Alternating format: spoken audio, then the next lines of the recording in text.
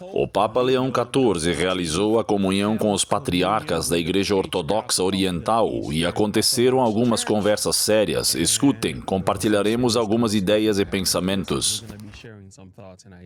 Agora vamos ouvir isto aqui, mensagem do Papa aos patriarcas da Igreja Ortodoxa Oriental. Sua Santidade, amados irmãos em Cristo, suas beatitudes, queridos irmãos no Episcopado, membros do Santo Sínodo do Patriarcado Ecumênico, caros irmãos e irmãs, a nossa peregrinação aos lugares onde se celebrou o primeiro concílio ecumênico da história da Igreja concluiu-se com esta solene liturgia divina, na qual comemoraremos o apóstolo André. Segundo a antiga tradição, ele trouxe o Evangelho a esta cidade. A sua fé é a mesma que a nossa fé, ou seja, aquela que foi definida pelos concílios ecumênicos e que é professada hoje pela Igreja.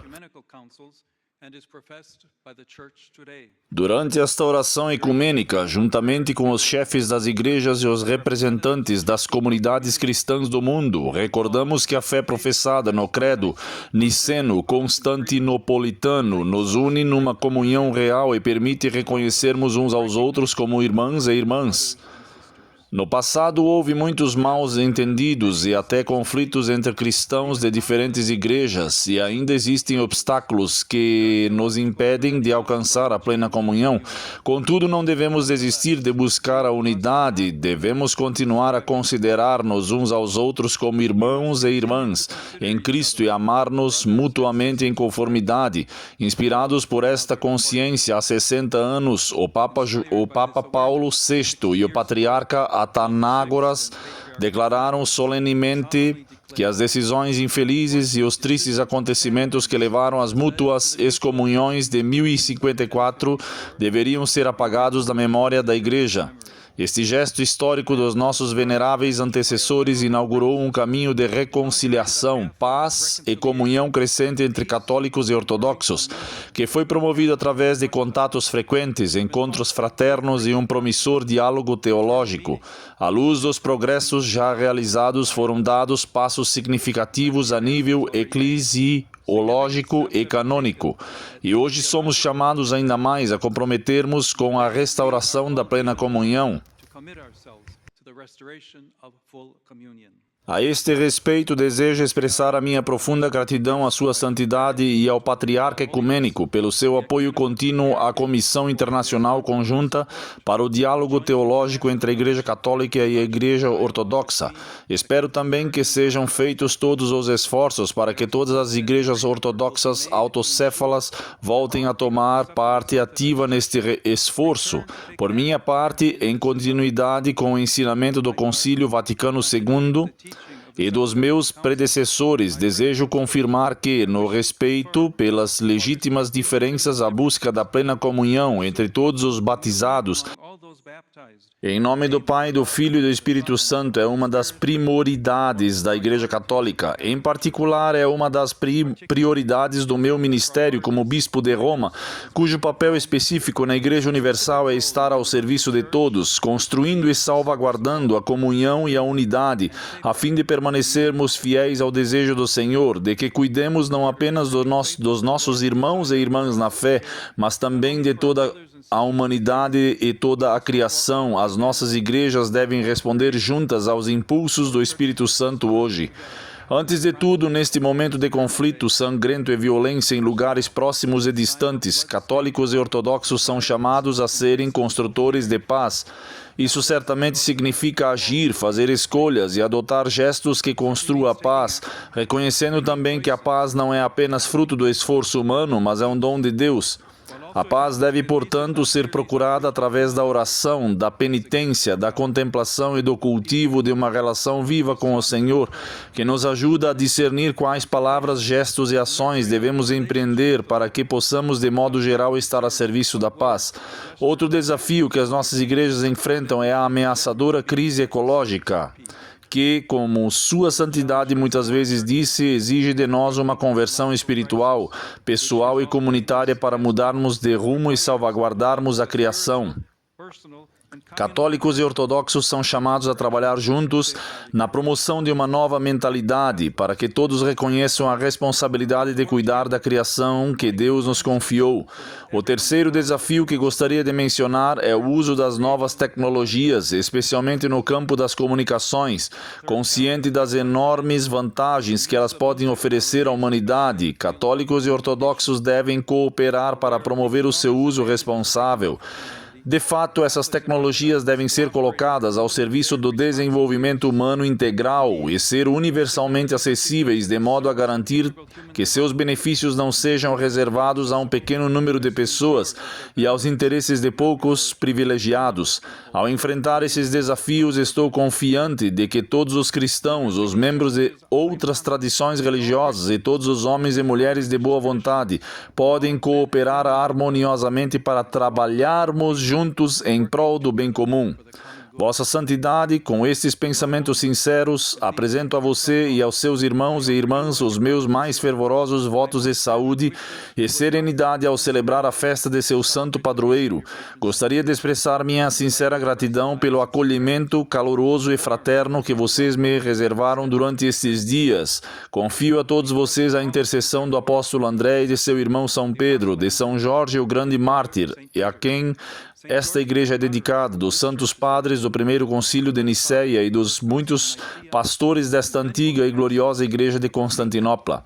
E peço a Deus, Pai das misericórdias, que abençoe abundantemente todos aqui presentes. Pro Nipola ad multos annos.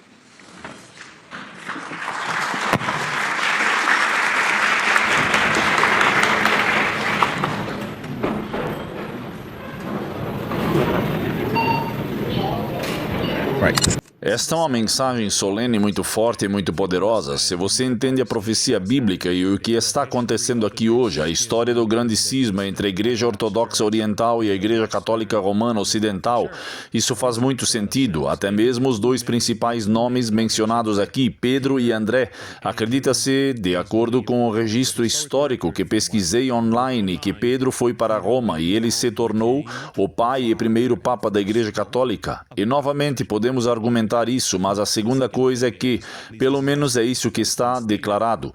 O próprio André evangelizou a região do Mar Negro. André foi a figura principal, o pai da igreja bizantina, o pai da igreja de Constantinopla. Agora temos a igreja ortodoxa oriental, então temos esses dois homens, certo? Pedro e André, e é por isso que, bem no final, você vê relíquias que estão sendo consagradas, sendo objetos de orações. Recentemente fiz uma publicação no Facebook falando sobre isso e sobre a consagração das supostamente relíquias de André e Pedro. É um esforço para unir essas duas entidades religiosas. Embora ambos sejam considerados católicos, eles interpretam doutrinas de maneiras diferentes e assim por diante. Vamos abordar esse assunto. Agora, você precisa saber, com base na profecia bíblica, que existe o que é chamado de ferida, certo? A ferida mortal, ela deve ser curada. Agora, falando sobre isso, existe a história de Babel. Quero repassá-la rapidamente. Você a encontrará em Gênesis capítulo 11, e o que está acontecendo aqui é que toda a terra tinha uma só língua e uma só fala. E aconteceu que, partindo eles do Oriente, encontraram uma planície na terra de Sinar e habitaram ali, e disseram uns aos outros: vamos fazer tijolos e queimá-los bem. E usaram tijolos em vez de pedra e barro em vez de argamassa. Então, afinal, o que eles estão fazendo? Eles estão tentando se unir. Disseram: vamos construir para nós uma cidade e uma torre cujo topo alcance os céus. Vamos tornar nosso nome famoso, para que não sejamos espalhados por toda a face da terra. Afinal, qual é o objetivo desse chamado? Que chamado é esse? Esse é um chamado para quê? Um apelo à unidade, é um apelo à união. Mas que tipo de unidade? Nimrod era responsável? Nimrod, que é neto de Noé. Então, tínhamos Noé, Caim, Cuxi e Nimrod.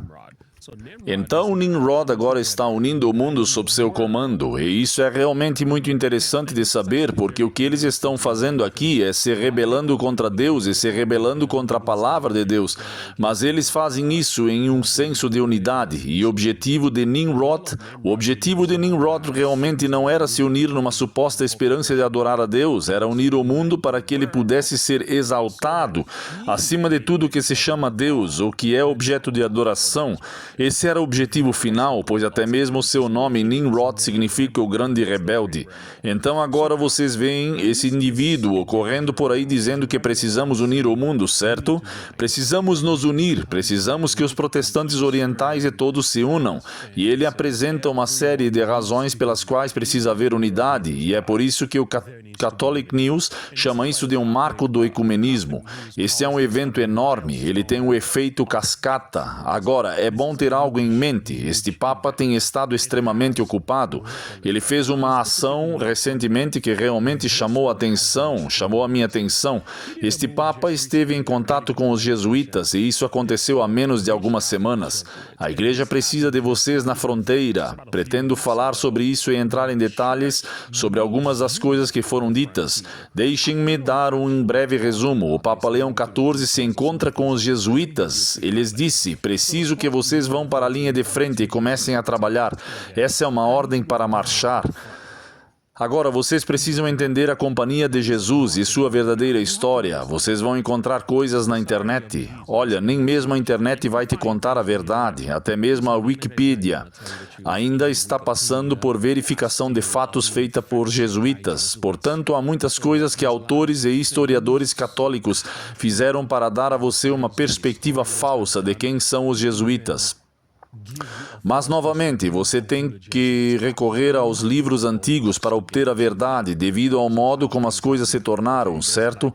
Parece que as informações estão sendo centralizadas para se encaixar em uma narrativa específica, e isso é realmente assustador. Agora vamos em frente. Aqui está o que você precisa saber. O Papa pediu 4 coisas principais. A igreja precisa dos jesuítas na linha de frente da missão. Permanecer livre, flexível e indiferente no sentido de ignição. Promover a justiça, a reconciliação e a misericórdia em cada missão. Cuidar da criação e responder aos desafios ecológicos. Destaco isso por um motivo. Aqui está o problema com os jesuítas. Vou ler agora mesmo um trecho do pai fundador do jesuitismo, que foi Ignácio de Loyola. Ele disse isto: deixem-me ser como um cadáver, sem vontade nem juízo, nas mãos dos meus superiores. Então é isso que ele diz.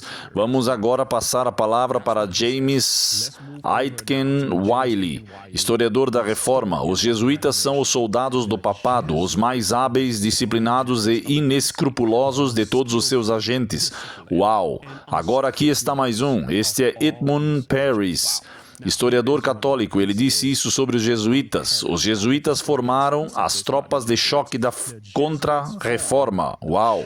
Então, qual é o objetivo dos jesuítas? Combater a reforma. Agora, vamos falar um pouco sobre o grande cisma que levou à discussão do Papa com os patriotas ortodoxos orientais. Bem, eis o que está acontecendo. Segundo a organização Catholic Answers, Michael Lofton disse isso nesse artigo falando sobre esse assunto. Ele está dizendo: da mesma forma que um divórcio pode ser resultado de uma ruptura sutil e prolongada na comunicação e no relacionamento entre marido e mulher, o mesmo ocorre com a divisão entre católicos e ortodoxos. Houve, portanto, uma falta de comunicação, o que é crucial, mas foi muito mais do que isso, e vou mostrar este vídeo que vai explicar isso para vocês. Repito, este é um católico falando, escutem o que ele diz. Em julho de 1054, após uma infeliz briga entre o patriarca de Constantinopla e um delegado do Papa, os líderes das igrejas do Oriental e Ocidental se excomungaram mutuamente. Para muitos, esse evento marca a causa definitiva do grande cisma, o momento em que as duas igrejas rompem definitivamente a comunhão uma com a outra. A causa mais antiga e óbvia do conflito se resumiu à cultura, essencialmente a divisão entre duas nações. As igrejas possuíam estruturas sociais diferentes, eram influenciadas por filosofias diferentes e, o mais importante, falavam línguas diferentes. Imaginem tentar determinar ensinamentos precisos e ortodoxos sobre como Deus pode ser um e ainda assim três, eterno e ainda assim morrer na cruz. E então imaginem tentar fazer isso em outro idioma. Também havia diferenças quando se tratava de definir e enfatizar a natureza da Trindade, o uso de pães fermentados e sem fermento na adoração e regras variadas quando se tratava de jejum. O ponto importante em lembrar tudo isso, creio eu, é que a divisão não aconteceu da noite para o dia. A unificação, se é isso que buscamos, também levará muito tempo para se desenvolver, mas se realmente acreditamos que somos o corpo de Cristo e concordamos em muitos pontos que nos tornam cristãos, pelo menos isso nos dá uma perspectiva para trabalhar. Agora, deixe-me compartilhar com vocês algumas das principais ideias e o que levou a essa divisão. Atualmente temos a Igreja Católica Romana Ocidental sob a autoridade do Papa e temos a Igreja Ortodoxa Oriental sob a autoridade dos patriarcas. A questão central que estava sendo discutida aqui é uma questão de autoridade, certo? Primeiro houve conflitos entre o catolicismo e os protestantes que continuaram, mas com o cisma da graça, a atenção se voltou para lidar com essa questão. Então havia a autoridade papal, a controvérsia filioque que envolvia questões doutrinárias. Alguns deles não acreditavam e como o Filho de Deus deveria ser interpretado. Havia questões sobre a Trindade, várias coisas que ouvimos, incluindo diferenças culturais e políticas, e também patriarcas do clero. Algumas dessas coisas provocaram uma série de divisões na Igreja Católica. Ainda é algo que precisa ser totalmente restaurado, portanto, essa ferida ainda não cicatrizou completamente. E aqui nos é apresentada uma citação muito impactante que gerou grande conflito. Deixem-me ler isso. O cisma, e isso foi no tempo de John Wycliffe, com toda a discórdia e corrupção que causou, preparou o caminho para a reforma, ao permitir que o povo visse que o papado, quem o papado realmente era. Em uma faixa que ele publicou sobre o cisma dos papas, Wycliffe chamou o povo a considerar se esses dois sacerdotes não estavam dizendo a verdade ao condenarem um ao outro como o anticristo. Então eles começaram a lutar realmente entre si, anulando-se mutuamente em várias questões e começaram a se chamar de anticristos. Interessante, o demônio disse, ele já não reina em um, mas em dois sacerdotes, para que os homens possam mais facilmente em nome de Cristo vencê-los a ambos. Isso abre a oportunidade para que a reforma protestante prossiga durante o período do grande cisma, em que ocorriam conflitos internos entre a Igreja Ortodoxa Oriental e a Igreja Católica. Eis aqui a mensagem do Papa. Gostaria de destacar rapidamente qual é a mensagem do Papa. Aqui estão 7 pontos que identifiquei ao analisar a descrição de que ele estava dizendo. Há um apelo para o bem comum. Isso é explícito. Essa é a ideia principal. Este é o banquete. Este é o ponto central. O ponto crucial é que o Papa quer que a ideia do bem comum esteja no centro, no fundamento da unidade, e que haja paz e dignidade, solidariedade, responsabilidade ecológica, o que ele chama de cuidado com a nossa criação. Voltaremos a isso mais tarde, e esta é a mesma discussão sobre as mudanças climáticas. Vou mostrar a vocês também a relação que isso tem com o Papa Francisco. Em seguida temos o desenvolvimento humano integral e o destino universal dos bens e subsidiárias. Isto inclui outras igrejas, algumas das coisas que elas podem fazer para também ajudar nisso. Agora, quero que vocês entendam algo que é extremamente crucial. Durante o mandato do falecido Papa Francisco, várias coisas foram ditas por ele. Uma coisa com a qual ele tinha um problema, que era a divisão na igreja, a divisão no cristianismo, a divisão no mundo. O catolicismo odeia divisão. Pensem em Nimrod. O que Nimrod queria fazer? Eu quero unir a todos. O catolicismo quer que todos estejam unidos, mas sob o comando de quem? Sob Cristo? Sob a proteção de Deus? Não. Sob o comando de quem? Sob o catolicismo. É assim que funciona. Agora, o Papa afirma que as divisões cristãs ferem o corpo de Cristo. Ele também disse, este é o falecido Papa, certo? Ele também afirma que semear divisão é uma doença na igreja. Divisão entre cristãos são feridas na igreja. O Papa Francisco diz que o diabo está mantendo evangélicos e católicos divididos. Somos um. É ele quem persegue os cristãos hoje. Então você fica com a impressão de que a igreja, o falecido Papa, queria unir, e não unir é um problema. Mas a outra coisa que você e eu também precisamos entender, o objetivo final é a unidade. Mas antes de voltar a este assunto, deixe-me explicar algo a vocês. Há algo que as pessoas precisam saber sobre este Papa, e eu já abordei parte disso antes. Deixe-me mostrar o que quero dizer. Bem, aqui estão algumas coisas. Vamos digitar algumas palavras aqui. Então, depois do conclave em que foi eleito, este Papa fez um discurso ao Colégio de Cardeais em 10 de maio de 2025. Já falei sobre isso antes, mas quero mostrar algo a vocês. Digito aqui na minha pesquisa Francisco e vou te mostrar o que está acontecendo. Ele está falando de Francisco no sentido de que ele quer seguir os passos do Papa Francisco e vai explicar tudo isso para vocês. Portanto, se vocês quiserem entender o que o Papa Leão XIV está fazendo, esse documento na verdade expõe todo o plano do que ele tem em mente. Dizem-nos aqui, saúdo a todos com gratidão por esta reunião e pelos dias que a antecederam, dias tristes devido à perda do Santo Padre Papa Francisco. Portanto, ele está demonstrando um certo nível de pesar em relação ao Papa Francisco. Vamos para a segunda parte aqui. Gostaria que todos nós víssemos a passagem do nosso amado Santo Padre, o Papa Francisco, no conclave como um evento pascal. Agora, vamos para o próximo. Isso foi claramente visto no exemplo de muitos dos meus predecessores e mais recentemente no próprio Papa Francisco, com seu exemplo de completa dedicação ao serviço e de sobriedade e simplicidade de vida, seu abandono a Deus ao longo de seu ministério e sua serena confiança no momento de seu retorno à casa do Pai. Agora escutem as próximas palavras. Aqui está a dica. Que possamos levar conosco este precioso legado e prosseguir na jornada, inspirados pela mesma esperança que nasce da fé. O que ele está dizendo? Quero continuar o legado do Papa Francisco. E o que o Papa Francisco estava tentando fazer? Ele queria unir o mundo. Agora escutem com atenção ao que ele diz a seguir. Novamente a palavra Francisco aqui.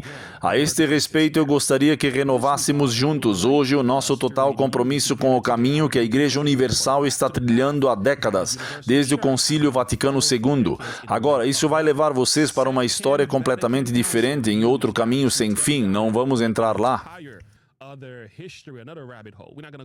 Eis a questão, ele afirma isso. O Papa Francisco o expôs de forma magistral e concreta na exortação apostólica Evangelii Gaudium. Agora, novamente, outro documento importante. Escutem, gostaria de destacar alguns pontos fundamentais. O retorno à primazia da proclamação de Cristo. Agora, pode parecer que Jesus vai ser a figura central, mas não. Queremos seguir os passos do Papa Francisco e continuar o legado do Concílio Vaticano II. Essa é a mensagem. Agora, aqui está a última coisa que nos é dita. Eu escolhi adotar o nome do Papa Leão XIV. Existem diferentes razões para isso, mas principalmente porque o Papa Leão XIII, em sua histórica encíclica Rerum Novarum, abordou a questão social no contexto da primeira grande revolução industrial. A ideia central por trás da Rerum Novarum é que o socialismo está literalmente transformando a economia do nosso mundo. E durante a época de Rerum Novarum, em 1888, adivinhem qual lei estava sendo elaborada na época? O Domingo, Blair. E adivinhem também qual advogado adventista defendeu? Alonzo T. Jones. Então, Leão XIV documenta que deseja acompanhar o desenrolar de uma nova revolução industrial. Ele tem como foco principal a inteligência artificial. Ele gosta de atacar a inteligência artificial, mas, novamente, pode ser muito mais que isso. Mas por trás da fachada da Rerum Novarum, quando você analisa a situação de perto, está o socialismo. Trata-se, na verdade, de uma forma do conceito de bem comum. É uma trapaça social católica. E sob o socialismo, você não possui nada. Você realmente não possui, você está pegando emprestado, tudo é propriedade do governo e você tem que pedir emprestado. Você tem que alugar constantemente.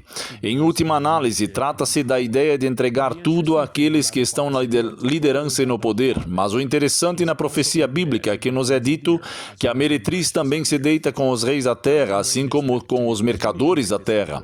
Agora, vou trazer isso para vocês porque precisamos dar um fim nisso. Aqui está o ponto. ponto. Então, pelo menos isso dá uma ideia do que estamos falando quando vocês ouvem o Papa discursando.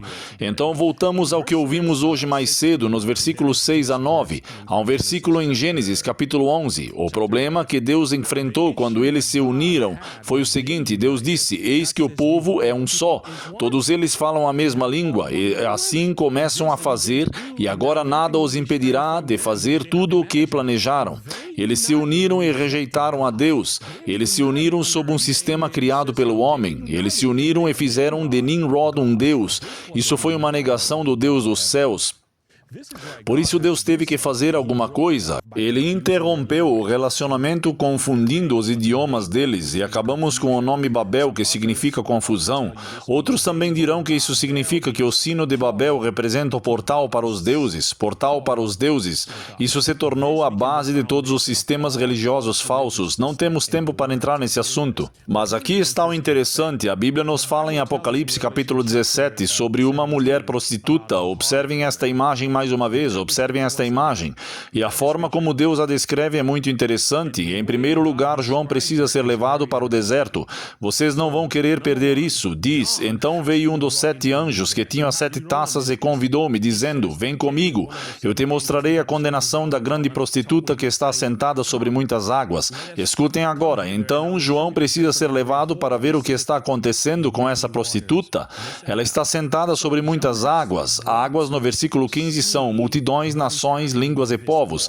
Mas aqui está o que é interessante. Com quem? Os reis da terra.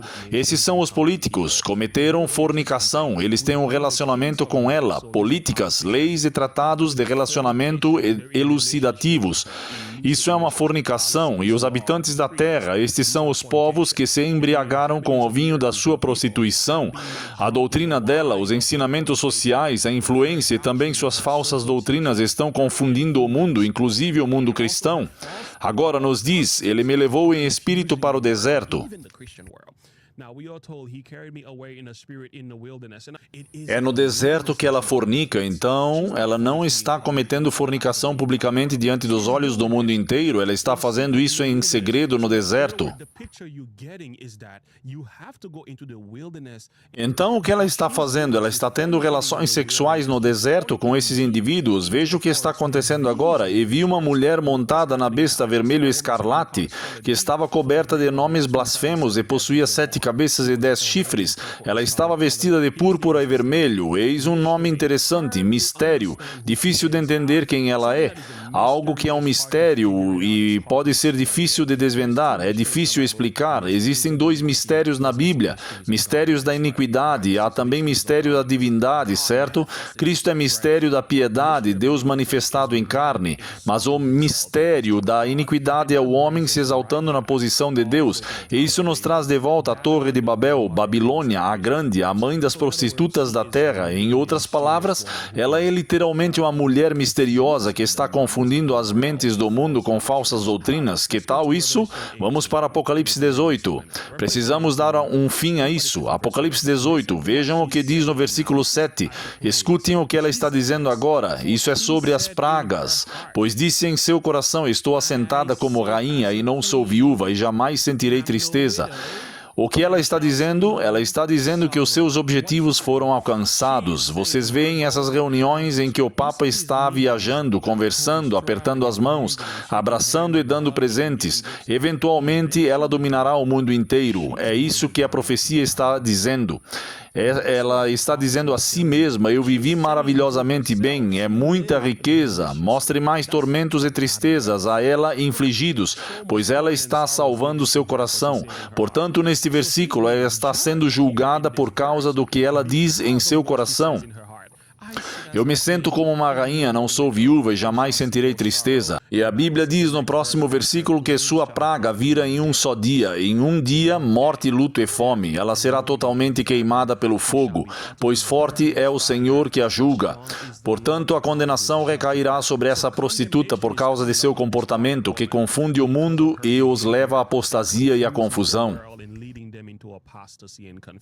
Em meio à divisão e ao cisma, durante a época de John Hus, essa mulher ainda conseguiu, essas duas entidades ainda conseguiram se unir para perseguir os reformadores. Isso é o que eu achei muito interessante nesse registro histórico. Eles foram atrás dele, mesmo tendo suas divisões internas. Enquanto isso acontece, você vê o homem do pecado correndo por aí, buscando se unir ao mundo. Amigos, precisamos nos aproximar de Jesus Cristo. Chegou a hora de nos aproximarmos com confiança ao trono de graça. Em Hebreus capítulo 10, lemos que devemos nos aproximar ainda mais de Deus, mais do que nunca. No versículo 21, somos instruídos, temos um sumo sacerdote sobre a casa de Deus. Aproximemo-nos, pois, com um coração sincero e em plena certeza de fé, tendo os nossos corações purificados da má consciência e o nosso corpo lavado com água pura. Mantenhamos firme a confissão da nossa fé, sem vacilar, pois Ele é fiel ao que prometeu. E o que precisamos fazer hoje, por causa do nosso sumo sacerdote celestial, é nos aproximarmos dele e aprofundarmos nosso relacionamento com Jesus Cristo, assim como o homem do pecado está buscando se unir ao mundo, se unir à Igreja Ortodoxa Oriental, trazendo aos evangélicos sob suas asas, unindo-se aos sistemas políticos do nosso mundo, aos mercadores da terra, fornicando com eles no deserto. Devemos nos aproximar de Jesus Cristo em uma intimidade muito mais profunda em nosso relacionamento com Ele, porque tempos difíceis estão vindo.